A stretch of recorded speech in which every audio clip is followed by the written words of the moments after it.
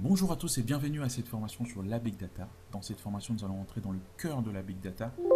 Nous allons tout simplement voir cette technologie qui est aujourd'hui très utilisée par les grands du monde informatique, à savoir Google, Facebook ou encore Netflix, LinkedIn, j'en passe.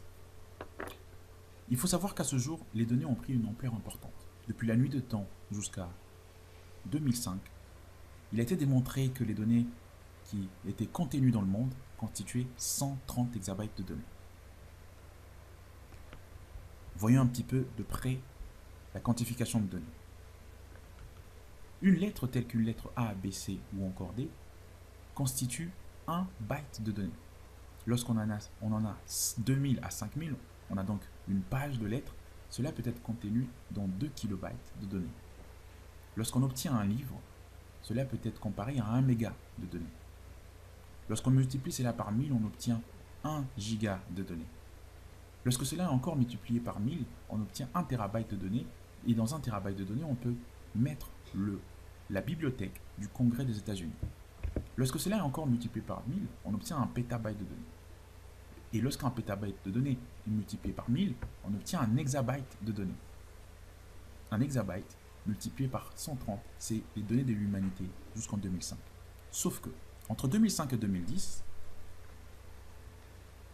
cette valeur est passée tout simplement à 1200 hexabytes de données. En 5 ans, on a produit autant de données qu'on n'a pas pu le faire dans les années précédentes.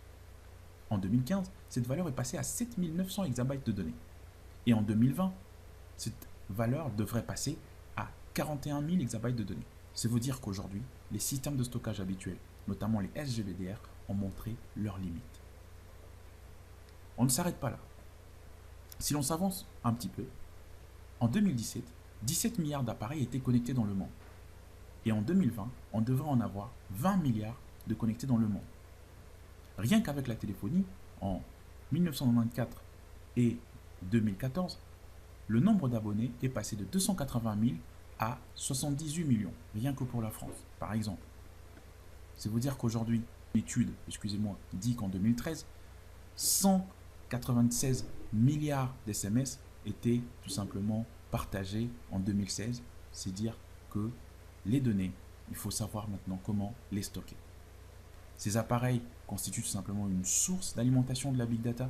Ces données vont être utilisées pour pouvoir être analysées, être retournées aux utilisateurs ou encore constituer du modèle d'apprentissage du type machine learning ou encore deep learning. Facebook a révélé dans une grande statistique sur la big data qu'il traitait 2,5 milliards de contenus par jour, ce qui équivaut simplement à 500 téraoctets de données par jour. La big data s'impose donc. Il tire également 2,7 milliards d'actions similaires et 300 millions de photos par jour.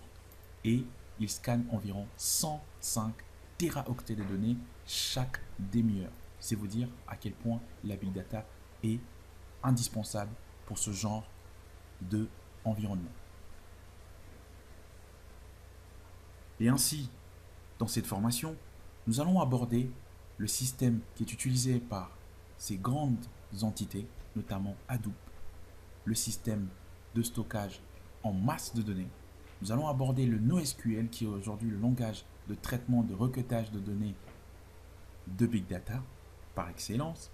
Nous allons également aborder le HBase, qui est tout simplement la base de données Big Data NoSQL, la plus reconnue et la plus puissante qui existe à ce jour.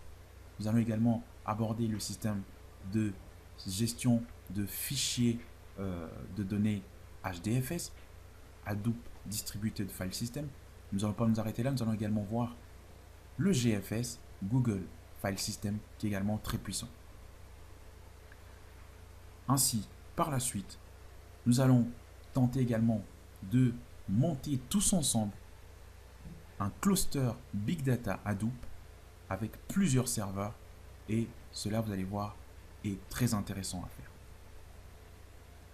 Et donc, une fois que cela sera fait, une fois que nous avons notre environnement, nous allons simplement développer des paradigmes de MapReduce, c'est-à-dire qu'aujourd'hui, le traitement de données en Big Data est fait en MapReduce. Nous allons en développer en Java, en Python ou encore en Scala. Vous allez voir que cela va vous permettre de monter en compétence également sur cette partie. Et enfin, nous allons voir les éléments de l'écosystème, notamment Hive avec son langage HiveQL, Scoop, Zookeeper, Spark, Impala ou encore Pig. Sachant que nous allons passer beaucoup de temps sur Spark, tout simplement parce qu'il est aujourd'hui indispensable pour pouvoir requêter des données à une vitesse incroyable. Je vous remercie et je vous dis tout simplement à tout à l'heure pour la formation.